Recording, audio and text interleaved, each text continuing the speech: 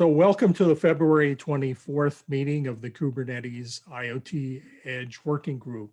At today's meeting, we've currently got 2 items on the agenda. As usual, members are welcome to submit items for that agenda. If you put it on right now as the meeting started, I can't guarantee we'll have time to get to it, but we'll try if we do have time, and if not, we can roll anything that you want to talk about, discuss, or present into the next meeting. So the first item on the agenda is the Kubernetes on Edge Day survey. And we have Bill Mulligan of the CNCF. After that, we'll get to Intel Secure Device Onboarding. So Bill, let me give you co-host permission here. Cool, yeah, thanks. So the CNCF is trying to help kind of provide like research into like different areas where cloud native computing is going, and one of them is being edge computing. And so kind of in the lead up to the Kubernetes on Edge Day, we want to do a survey about the usage of Kubernetes like for edge computing. And so we're putting together a survey that we're going to like collect responses on and kind of like produce it as like a mini research report. You can think of similar to the cloud native survey, but just this one, instead of focusing on the kind of the ecosystem as a whole, just focus specifically on edge computing. So I wanted to come by the working group and like ask if there's anything specific you'd like to see on that survey, or if there's anything you'd like to that you think would be helpful for the working group or for like the industry like as a whole, to kind of know a little bit more about.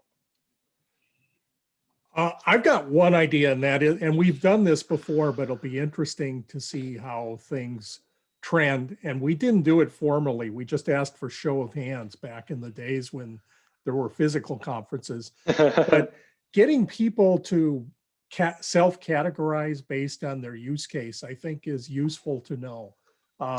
You know, the ones that would come out recurringly are telco, industrial IoT, kind of a niche of image gathering, which could be security cameras or other sorts of things where they're doing image processing, perhaps with a little AI thrown in. And there are ways to categorize that are perhaps orthogonal. You know, if you throw out things like machine learning, that could go across industrial IoT and image processing. So maybe you even want to carve it up based on, you know, what kind of tech they're using, which, you know, I throw AI, machine learning into that, versus what the actual platform is. The platforms, another way to approach platform for the users would even be what I call thick versus thin. You know, are they running on tiny little microcontrollers that really are so small they have no hope of becoming Kubernetes cluster nodes, yet they want to use the Kubernetes control plane to manage them? Or is their edge use case such that they have enough resource out there at the edge that they can run a full regular Kubernetes cluster? But I think getting that kind of information would be useful. Is there any deadline?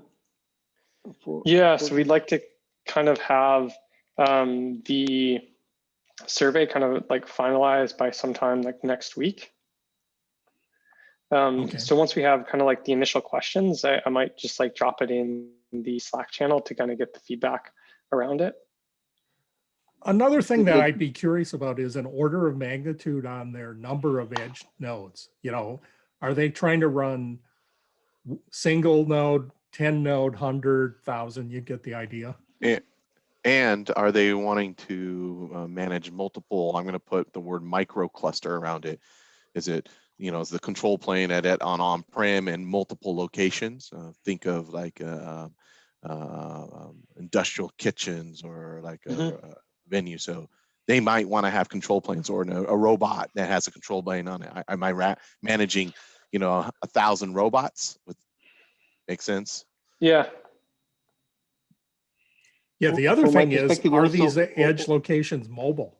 Like, do they move around or are they permanently out of Yeah, fixed- do they, yeah, you want to add in that connectivity. Are they via satellite? Is it an oil rig that has satellite, or are they, there are mobile use cases where, robot delivery systems with multiple SIM cards, right? Yeah. And I think the breaking point for mobile there are some things like robots that could be in a consistent room so they maintain a fixed IP. To me, those are closer to being fixed. But a thing like a truck where this is going to get handed off to different cell towers and maybe even mobile carriers, that is a more challenging thing. And I'm kind of curious as to, where the user base or people looking at this fall on that measure. Yeah, and we have use cases exactly like that, with multiple SIM cards in there, with multiple networks. How do you maintain connectivity to a common plane with that underlying changing infrastructure? From an Ethernet infrastructure, right? Or IP space. Can I ask you, you're here verbally getting these suggested questions. Perhaps if you just put a Google spreadsheet or doc out there that you grant edit authority to, if you don't think that'll get out of hand, that'd be a way for people who maybe have an idea come to them tomorrow to go throw it in there. Or you can use our Slack channel, I guess. Just put the question there and invite people to respond over Slack. Okay. Yeah, I'll absolutely do this. So this is great feedback. I'll probably kind of take some of these and kind of like massage them into like a set of questions, and it'd be great to have feedback from the group. Yeah, and if you wanted to go the doc instead of the Slack channel, there's a blanket email for the group as a whole. So you could give edit permission to the group, and then, I don't think you want it to be the Wild West. On the Kubernetes project, we've had people who are so bored that for entertainment, they can't think of anything better to do than to troll Zoom meetings and share documents. So putting it out there completely wide open might be a mistake, but. Yeah. Another thing for the initial set of questions, I think it would be good to have like a survey of what additional CNCF ecosystem projects are being used for the edge on top of the Kubernetes. So is it, service mesh, Knative, monitoring stuff? What are people are mostly used for app development? Okay. Yeah, absolutely. And finally, the one to ask, I don't see her here at the meeting, but one of the leads of this group is Cindy of Microsoft. And she's done these surveys in the past. So I think she'd be a good resource for asking, because I think she might have some, it's Cindy XING on the Kubernetes Slack, but I think that she'd have some valuable contribution.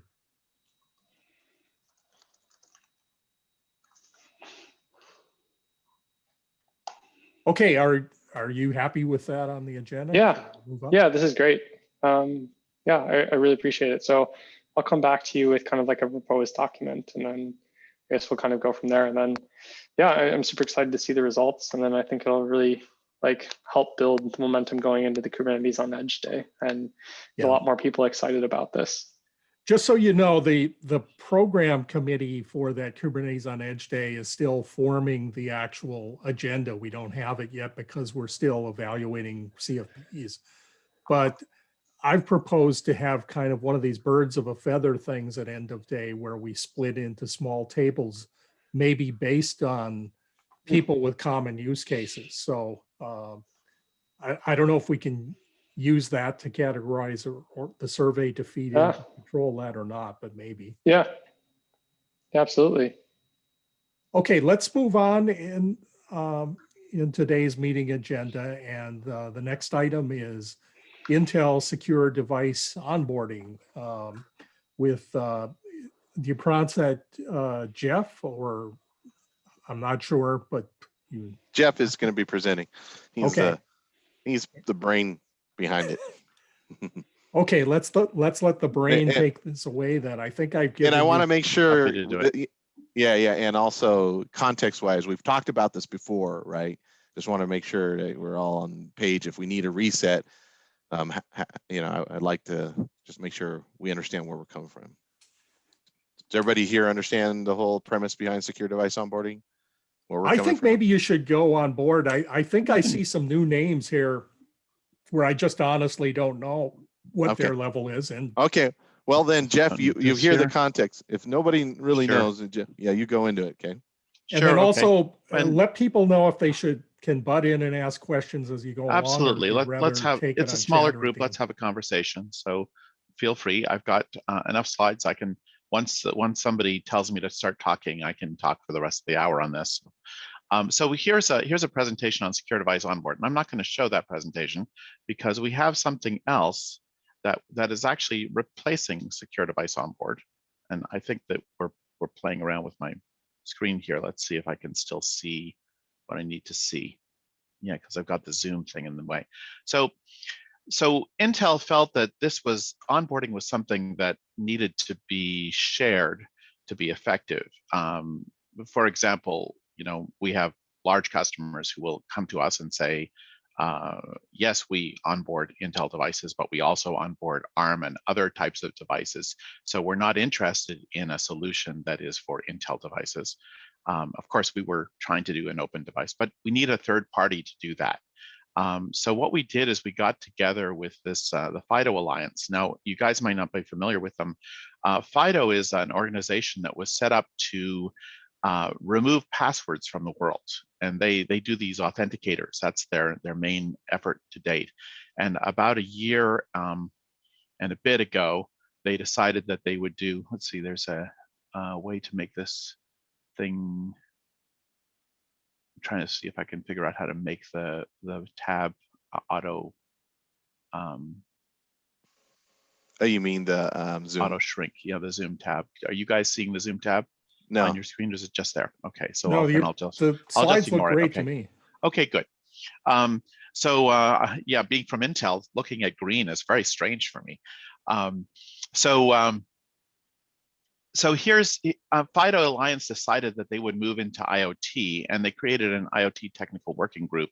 And we got together in the mid 2019. And the interesting thing is that when you look at the group here, we actually have both cloud companies and chip companies all getting together in the same room. And this actually turns out to be really important for onboarding. So we started off by putting together use cases. We turned the use cases into requirements. We got together in December of 2019 to say, well, how are we going to get there? And we said, look, we don't have a lot of time to address this in the market. I'm going to have one of these things where, just a minute, let's see if I can turn off the automated slideshow thing. Use timings off. Okay. So we don't have a lot of time in the market to address this problem before all of the various ad hoc solutions become the de facto solutions. So what are we going to do about it? And the idea was, well, let's take an existing technology that meets many of the requirements. Let's add gap technologies, and then think about other modifications that engineers like to do because because they're there, right? That we're engineers and we like to make things slightly better. And so we adopted SDO, Secure Device Onboard from Intel, which was contributed into FDO as the base technology for the new standard. And we've been working on that. And in December of 2020, we actually got to review draft stage, and we're planning to actually get to a 1.0 stage probably in the next month or two, depending on when the meetings are scheduled and that sort of thing. But so far everything looks good to do that. And we have here a version, and you can see there's a URL, and I put it down here as well. And so this is something you can actually go and read on the web. And when you look at it, it actually looks, if you're somebody who's been looking at SDO, you'll see, oh, this is functionally equivalent to SDO. So that's the way to think about what the context of this is. There were a few things in that FDO had in mind that were a little bit different from SDO, and some of those have turned out, and some of those have not actually made it to the spec yet. The other thing I'll point out is that we have a group of editors on this spec here that are coming from chip companies that compete viciously with each other and cloud companies that compete viciously with each other. So this is a sign that the industry is seeing that this is not the place where we want to compete. This is the place where we want to cooperate, get the problem solved for the customer. So what is the problem? Well, the problem is that we want to have device provisioning. It means we want to have onboarding and activation. We want the devices to become up and running in service, generating data, moving actuators, putting sensor data up, and we want that all to be fast, scalable, and secure. And the way to think about that is, if you were at the Frankfurt airport in the days when we went to airports, and you wanted to replace all of the light bulbs on the runways, there are 10,000 of them, with IoT light bulbs, and you thought about doing that as a manual process. And we actually got some metrics from the companies, 2 people, 20 minutes. You'd be there for a long time. In fact, you'd be there for long enough that you might hit the MTBF of the light bulb. So you might be painting the Eiffel Tower, you might never finish, right? So to actually do a project, large projects with IoT, you have to actually, to get the velocity of the IoT, you have to be able to have the devices come on and onboard automatically. And how are we going to do that? Well, let's define what it's supposed to look like. So we want to drop ship the device to the place where we're going to install it. And then we want to have somebody connect it to the wall, attach it to the wall. We want to have it attached to the network. There's a whole business about network versus application onboarding, and I can get into that if you guys want to talk about it, but it's a separate issue. Let's say we have it power up and connect to a network, and then we press the power button. So the button we press is, let's imagine it's that one, press the power button, and we don't press any other buttons, and then we walk away. And then the device is up, and sometime later the device is running, maybe a minute, could be longer if we're installing an OS, for example. And the device is now running on the cloud that we chose. So maybe there's an assumption in there about the fact that we chose the cloud. The person who was in the target device chooses the cloud, and it's up and it's secure, because if we're going to do something like this, it has to be secure enough to make it work. And we can choose any hardware that we want. It doesn't have to be any specific one. And the device is now running not at the point where a cloud can minimally talk to it with credentials, but at the point at which the data is flowing and the device is in service. Okay, so we want to go from dropship, open the box, device in service with one press. Okay, and that's the term that people have been talking about, zero-touch onboarding. But if you want to do zero-touch onboarding, there's a problem, which is how do you make zero-touch onboarding work if you have a lot of different devices and a large ecosystem? So let's think about what's going to happen. So when you walk into Best Buy, for example, in the days when we used to walk into Best Buy, you'll see 3 tables telling you which kind of IoT you run in your house. And this, of course, is true for industrial IoT as well. And the devices could actually be identical, but the credentials that those devices have, and perhaps some of the drivers, would be really different. So what the manufacturers are doing is they're saying, oh, well, okay, we understand that there are 3 different kinds of IoT systems. So we'll do a build to order manufacturing infrastructure, and we'll have each of these devices go in parallel through the supply chain and end it up, and you've got 3 different tables in the store, and you can decide if you're going to have a Google house, an Apple house, etc. And this is just not the way to get the industry to work. So if we look at what other industries have done, they said, no, that's not the way we want to do it. We want to do a build to plan. So we want to build one kind of SKU for every kind of device. And we want to send that through the supply chain. So what is the requirement now? We have to say that we're going to be able to bind the device at the end of the supply chain. So when the device first connects to its customer, it's going to have to figure out what it needs to change inside of itself to match the customer ecosystem. And this is the term that we call late binding. And I think this is probably the most important thing that is in the SDO, FDO chain that is not in some of the other automatic onboarding mechanisms. So let's think about what you would have to do to make late binding work. Okay, so the manufacturer credentials. Well, if the manufacturer credentials are used for onboarding, then you've got the other ecosystem. That's not working. So you've got to have manufacturer credentials used for onboarding, and then the real credentials that you're going to use when an everyday use are going to come during the onboarding late bound. When you warehouse the device, you might not know exactly where it's going to go. So if you have, even for industrial devices, if you have a huge pallet of devices coming in that's being stored somewhere in a warehouse in Denver, you don't know exactly whether that whole pallet is going to one place, or you're going to have to break the pallet, send half of it to Boston and half of it to Washington. Two different customers use different keys, use different ecosystems. So you have to have some kind of mechanism for flexibility in the supply chain. Obviously, if you don't have to need flexibility in the supply chain, you shouldn't have to pay for it, but you have to have this capability to do that. You need lots of different kinds of credentials, because you don't know, first of all, the obvious thing, if I'm going to say I have certificate trust and everybody's going to do TLS, which is not that far off, I don't know what the CAA is. So I have to at least be able to bind to trust at the end of the supply chain. I have to do a late binding of trust. But actually, devices usually have multiple routes. They have multiple kinds of keys, and they have multiple kinds of credentials. So you'll often see tokens, and you'll see, say, one kind of root of trust for update, for software update. So for example, if you think about Linux world, right, there's a whole operating system based root of trust, and then there might be a vendor root of trust for the actual IoT solution.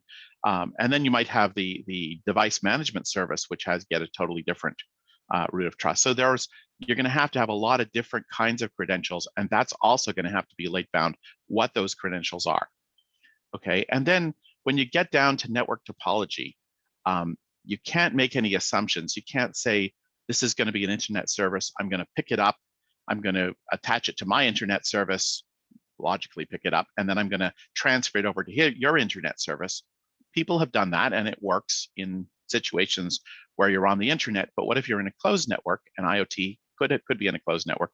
What if you're in an intranet kind of a business environment? So you have to support different network technologies or network topologies that you might find in the IoT world.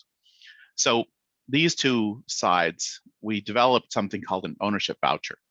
And because this is a more technical audience, I'll give you a little bit more information. You see, I've been putting dangerous curves up in the corner. And then these two here is what we call service info. And service info is saying that once you've authenticated, you're not finished yet. You still have more work to do in your onboarding protocol in order to get completely up, okay? So the ownership voucher is a data structure that we created for authenticating from the manufacturer to the owner of the device.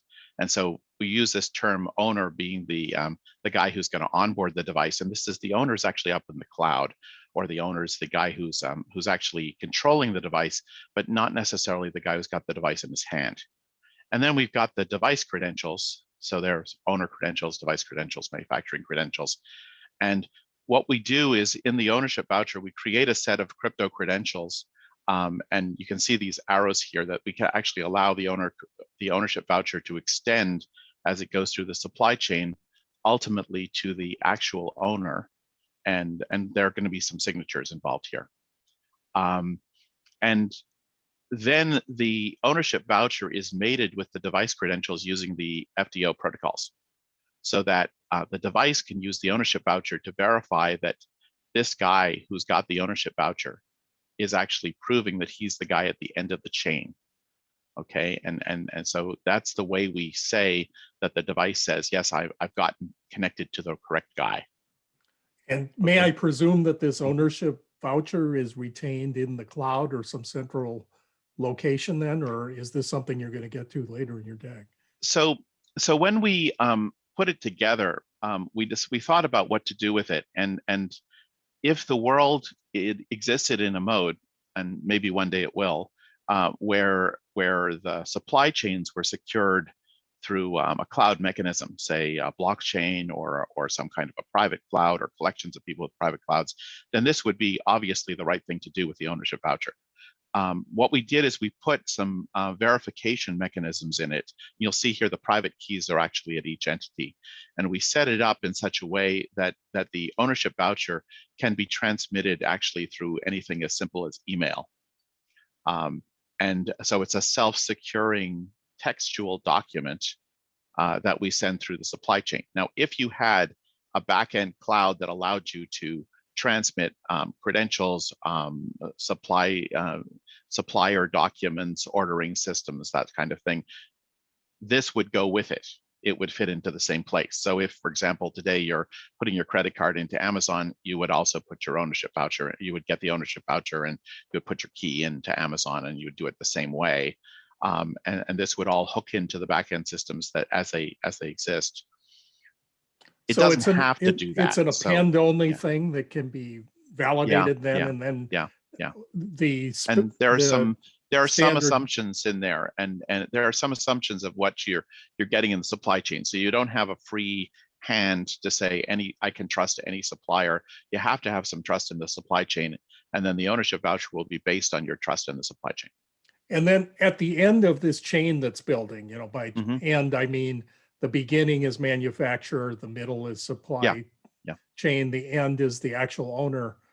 The owner gets the final bite at the apple. In other words, the manufacturer has no mechanism to say, I'm not willing to allow these 5 owners because they got their bite at the apple early, and then they don't have authority to modify it.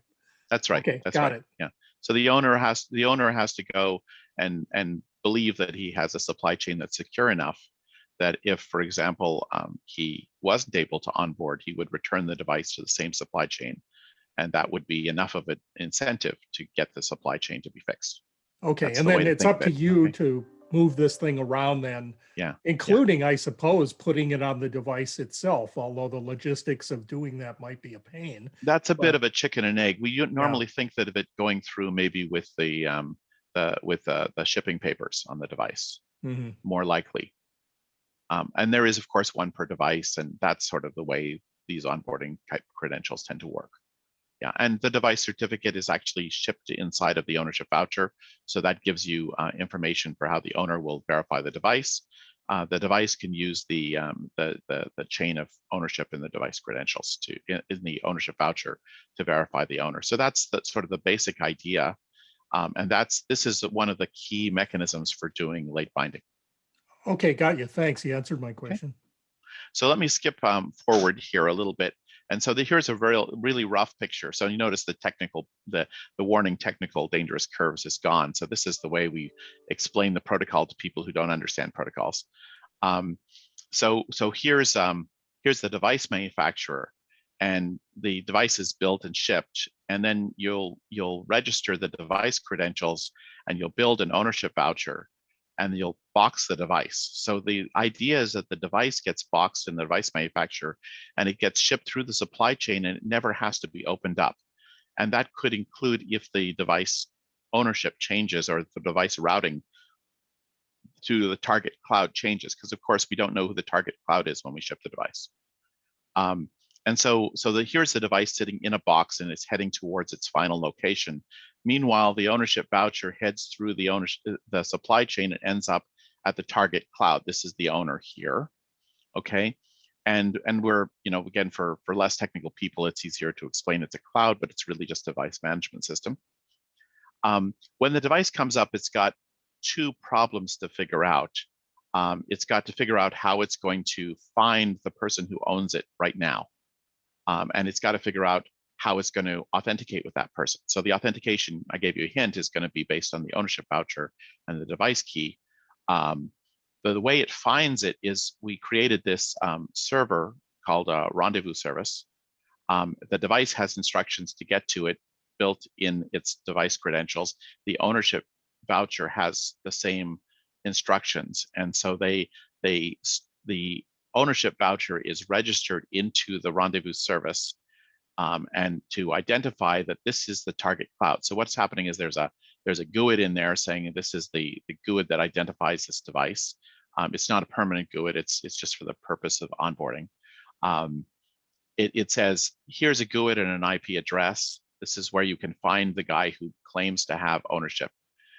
He'll go over to, when the device comes up, it'll go over, query the rendezvous service, it'll get the IP address, and then it'll be able to open the actual connection where it does the provisioning. And all of the authentication, any authentication steps are all repeated. So the device and the target cloud now authenticate each other. And the device is using its a signature. The goal is it's a signature based on root of trust, with the device certificate sitting in the ownership voucher. It could be less than that. You can sort of logically say, well, it needs to be, the onboarding entity needs to be as secure as everything else on the device as sort of a minimum. And we think of the world incrementally. So we say, well, you want to be able to take an IoT device that is not using automatic onboarding and think about how you're going to make it do automatic onboarding. And that should not require that you totally revamp the device. So you might have to start off with the key not being a root of trust key, being stored somewhere in the device that you think is as secure as you can get it.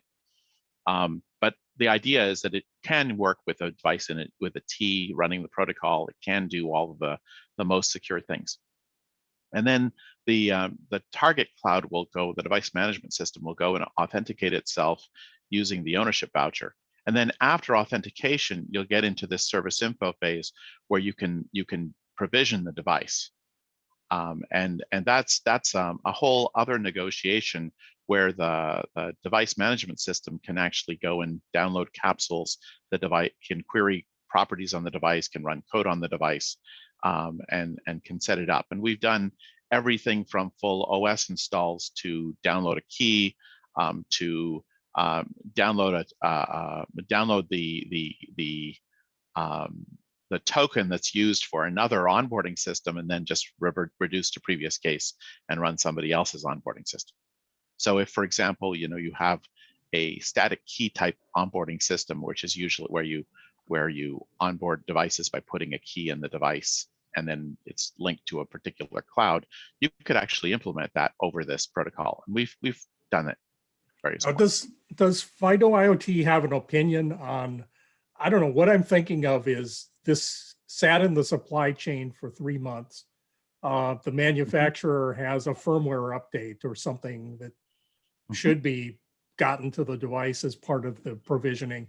Does it have an opinion or a mechanism to take that on, or is that orthogonal to what this is trying to do? So that sort of very nicely segues into the next slide, which is what can you do with it? And so we're not saying that we're doing a photo mechanism. So we do have the ability to download files. It's not intended to download large files, but we do have the ability to download data into the device. But if you had a photo mechanism, we could set up the photo mechanism and let it run. So, okay, so the answer is yes. Acronym check. Right? Can you explain what photo is? Well, firmware over the air, but okay, got it. That's photo SOTA software over the air. Sorry, if you're Intel, you say photo. If you're anybody else, you'd say SOTA, right? For example, what if you want to do an RPM upgrade, right? You just want to get the latest version. You can invoke that by downloading an instruction, a script over the device manager to over the FDO service info channel, and you can have the device do that while you're running your onboard. And that's the question is, do you want to do that? Well, what you would do is probably that the function of doing the full upgrade is the one that you needed. You probably needed to do that in your device management service anyway, but you might have certain specific modules that have to be up to date. So you probably would update those modules and say, look, for example, I want to make sure my firewall is running properly. I want to make sure if there's any significant vulnerabilities that have crept in, that those modules get updated. But I'm not going to do the full system upgrade because I have that capability in my device manager anyway. And so I'll allow that to happen in the device manager, and I'll allocate other parts of it to FDO. And so you can decide what, you can be tasteful and decide how much you want to do. So what can you do? You can download hardening scripts. You can download scripts to invoke an agent.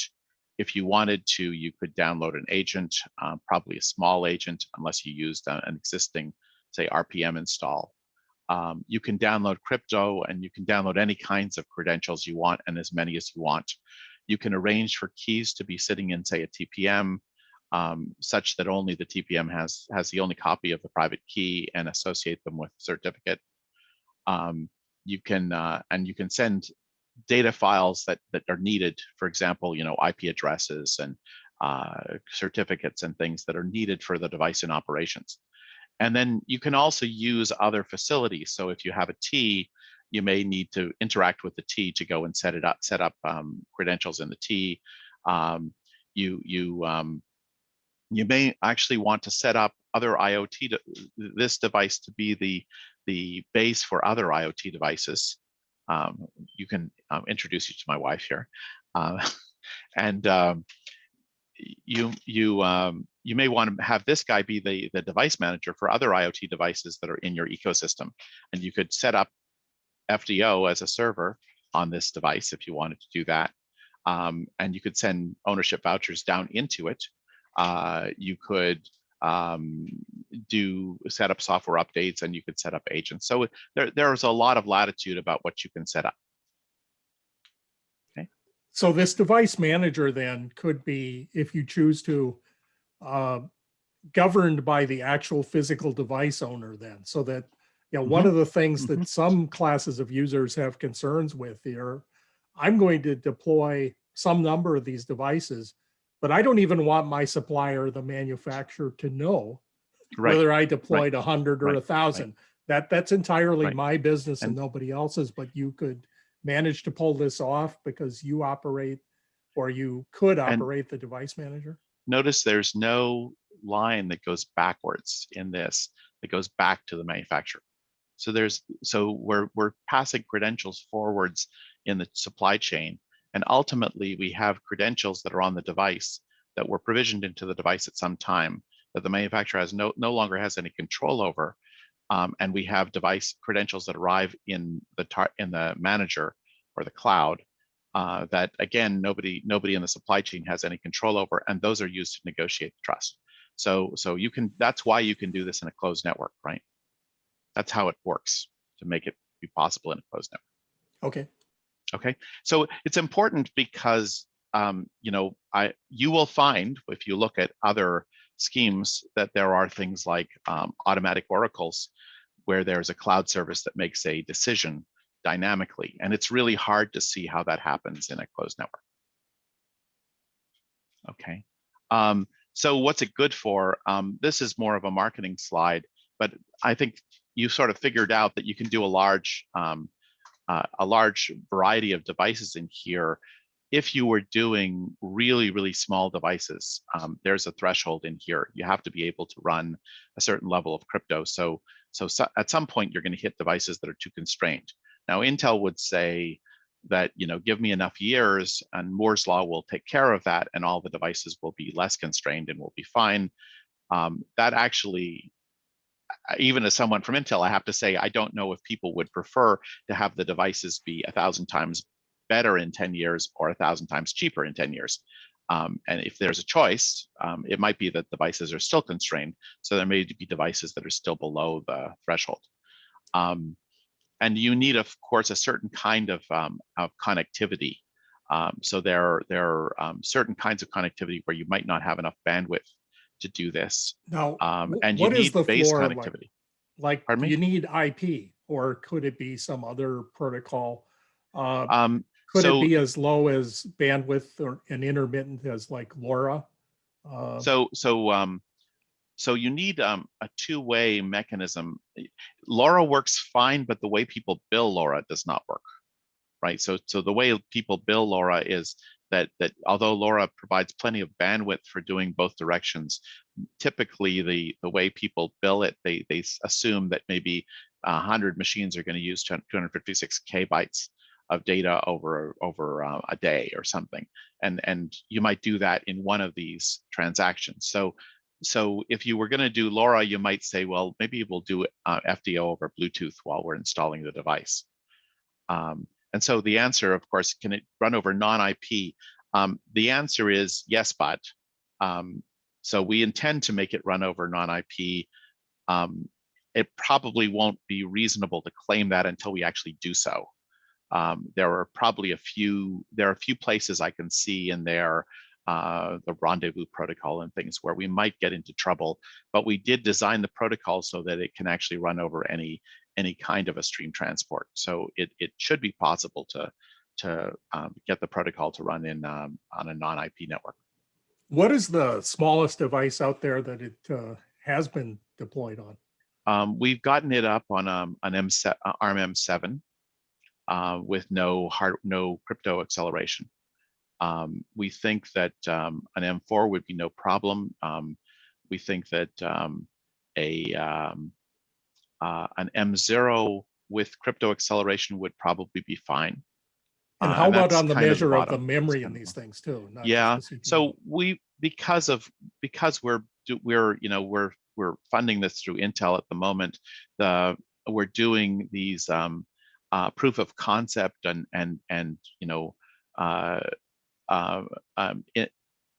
Linux style onboarding suites.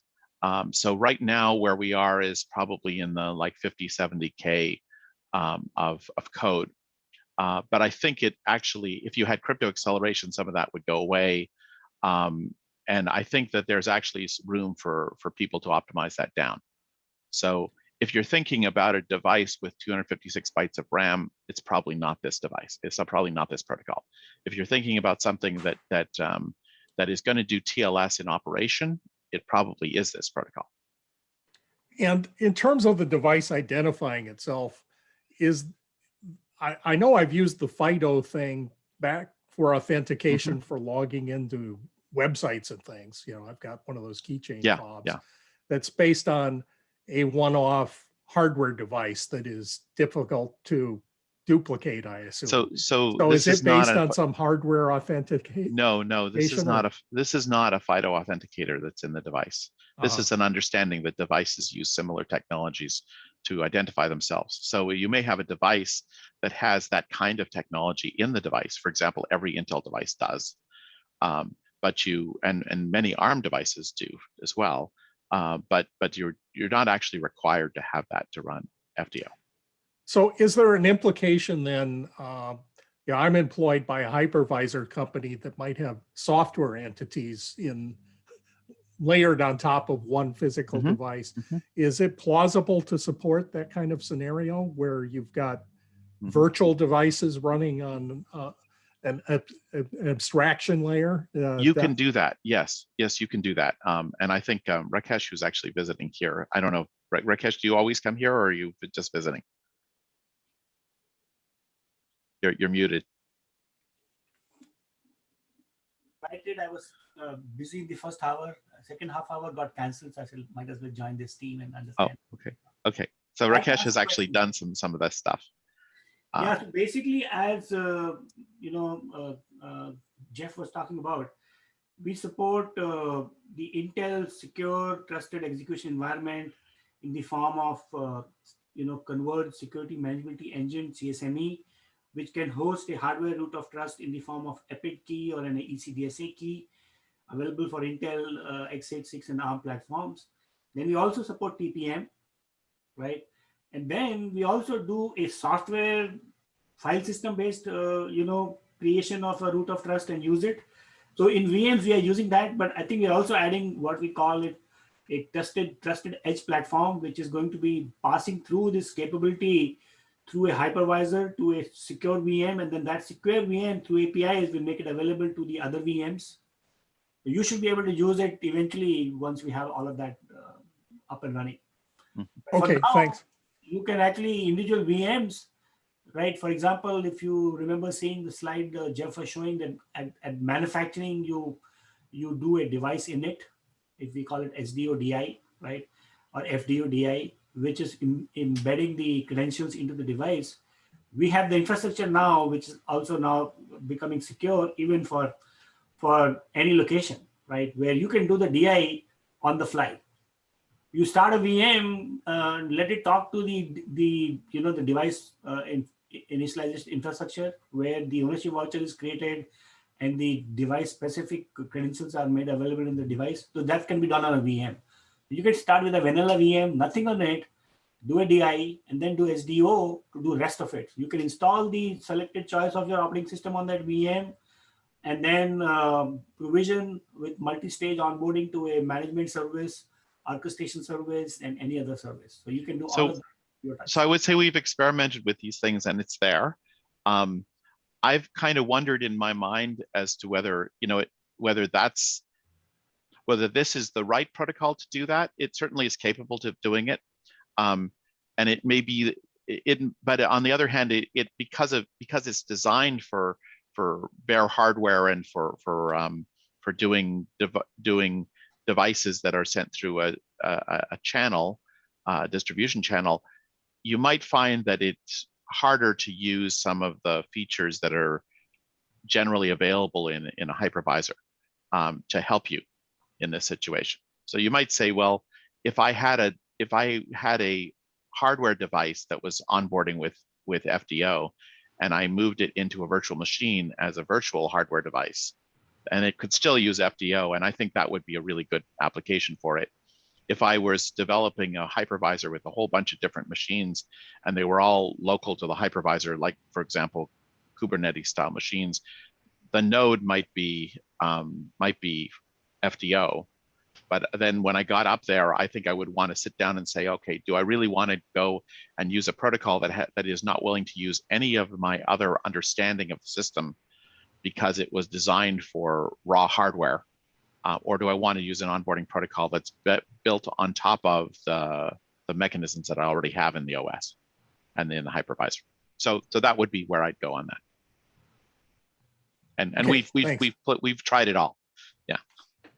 So okay, let's so then, where are we on this? Well, we have an LF Edge project as well, and it's called the LF Edge Secure Device Onboard. So it tells you sort of historically that when you go there, you will find software for SDO, but you will also find software for FDO. Currently, what you'll see is just protocol testing releases, and in probably in a few months you'll see real releases, and you can. This project has its own governance, so you can actually go and look on that project and find out when they're expecting to get what pieces available, and this is all sitting out there, so you can go ahead and if you wanted to download some SDO code today, you could go ahead and do it, and if you wanted to test out the FDO protocols, you can go ahead and do it. So you can actually see the extent to which you're functionally equivalent within these two suites.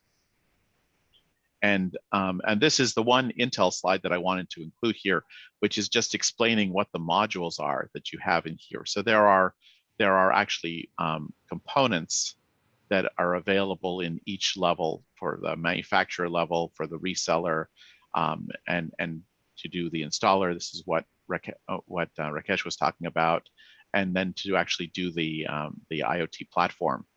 Or that's sort of the cloud, what we kind of ended up calling the cloud side. And there's open source components that are scattered around. There's a binary component that we didn't release because it's for an Intel T, so nobody can do anything with it except for run the binary on an Intel T. So there was no point in releasing it. But in general, everything that you need is actually available. And either on the cloud or coming to the cloud, either on the GitHub or coming to GitHub. If you probably nobody in this group needs to understand some of these things, but there is, if you've had experience with SDO, what you'll see is that the codings are different because we're using some of the later IETF mechanisms that appeared between the two. As the base for encoding. And so one of the things you're getting is that the code size will go down as we go to FDO. And the team is kind of selling us this, but we're too early to give you a real answer on how much. And some of the crypto options are increased because COSE actually offers additional crypto modes that weren't in the original protocol. And we also added a feature to make the service info even more powerful. In SDO, when we first did it, we had only one round of service info. It could be as large as you wanted, but it was only one round. We said, okay, well, that actually works in a wide variety of circumstances, but we thought it actually was more modular if we did multiple rounds. And so we added that capability into the FIDO protocol. And then, the normal things that are in here. This rendezvous bypass mechanism is actually something to make it possible for people to experiment with non-IP protocols. That's what I have for you.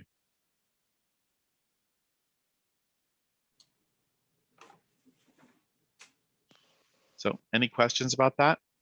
I welcome if you guys want to go off and download code and take a look at it, it's great. Could you shoot a link to this deck or either in the agenda notes doc or out on the group Slack channel, and I'll put it in the notes? I can, yeah, either I can send it to Bryan and he can figure out how to get it up to you guys. Sure. So regarding starting on looking things from the cloud side perspective, where would one go and see how to support this kind of thing in the existing device management system? So the way we do it in the existing LF Edge software is we have the ability to have an SDO subsystem. So this is, FDO hasn't happened yet. So it's an SDO subsystem that you would run, say, as a virtual machine within a cloud, and it communicates using API calls out to your manager. And so that's how you do the service info. So you say the ownership voucher gets passed into this, and it does all the protocols, and it interacts backwards with its own API protocol to allow you to interact with the system. And so that mechanism is actually sitting up there in GitHub, and that level of spec we've pushed off to LF Edge. Cool. I'll definitely take a look at it. Thanks. Mm-hmm. And you're welcome to participate. I think you said that you went out there and investigated using this with things including Kubernetes. So if your device was kind of heavy resource enough to run as a Kubernetes cluster out at the edge, did you prototype that? And if so, does what's going on here need to run? Can it run in just standard containers, or does it need to land stuff at the root OS level and enable privileged containers? Well, one of the things, we didn't require that it run in a container, but one of the things, for example, that Rakesh has done is to run specifically in a container, which solves the problem of, allows us to have a Linux version of the client software that runs on the device that is independent of which Linux you're running on the device. So yes, the answer is yes, you can do that. Let me interject something. So the idea is this: you might have multiple swim lanes where you'd want this technology at. Like, Geoff just went through this fundamental lower layer bare metal onboarding and the operating system, et cetera. Then the next level would be the gating factor of joining nodes to that cluster from a software point of view. And then the next swim lane could be literally individual application software that runs on top of that cluster that is totally in a multi-tenancy architecture. They might have their own SDO model or rendezvous servers for that specific applications. So we see it being reused at those three layers. And I'm sure there's another layer I'm not even thinking, but you can expand beyond that. Certainly, if you wanted to build up a set of nodes and a Kubernetes cluster that was out on an edge somewhere, and you wanted to ship nodes out, and you were buying nodes that had FDO on them, then you could set up the cluster that way. Now there's a certain amount of software required, right, to get that all to happen. And you guys probably know more about it than I do. But it's certainly something that we always intended to make possible. So we have some reference code, and we call this kind of thing Lego blocks for the edge. And it literally is like Geoff just said. Imagine just dropping your nodes in. SDO, you have a gating factor to say, hey, can this join this particular cluster at this location? And then autonomously, says, hey, I'm this guy, I need the keys to join your cluster, and boom, it self builds, and also in addition heals itself in an event of a failure of the control plane or a worker, promotion, demotion. Yeah. So. Okay, so it sounds like that might have some interest to a pretty broad set of use cases. I know in this group, we've had people pursuing things like fast food sandwich shops or something where no IT expertise at this, but they might run 2 or 3 nodes of miniature Kubernetes just for exactly redundancy and availability. Right. And they could provision, this would be a valuable tool for provisioning and maintaining. And that's why I tried to use that micro clustered term to elicit that mindset of those small little, device plus just a minimal number of nodes, right? Right. And the way that came out in the FIDO discussions, we had this discussion about a trusted installer versus an untrusted installer. So the installer is the person who's standing there beside the device. And the question is this in many corporate or commercial environments, the installer is not actually trusted to interact with the device. And so this mechanism is actually an untrusted installer mechanism. It doesn't require that the person who's touching the device actually be trusted by the device. Everything is built in. If someday you guys want to work together on a little demo of that, I think some of us in this group are involved with education of the community. And I think there are a class of people who don't want to see kind of the underlying math and protocol diagrams, but just want to see the live demo of let's use 3 Intel NUCs or some other brand name of small devices and throw up a mini Kubernetes cluster. We certainly can do that. If you'd like to do that for some future conference or meetup talk, I'd be up for it. I think that we've got our own software which uses Kubernetes and creates a cluster for the industrial systems. We call it software defined industrial systems.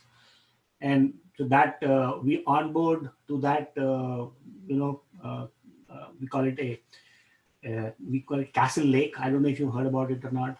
It uses Kubernetes under the hood to manage all the containers which are running on these nodes in the cluster, and you can move the containers or VMs from one node to the other node and all that. So we're beyond the time, and I just want to say this. We'll make sure we get on the agenda, and we'll have Rakesh. Rakesh is the mastermind of that, the whole demo piece, and we'll get something in there. Absolutely. Okay, last call. We're beyond the time, but we started a few minutes late. So if anybody's got anything, say it now.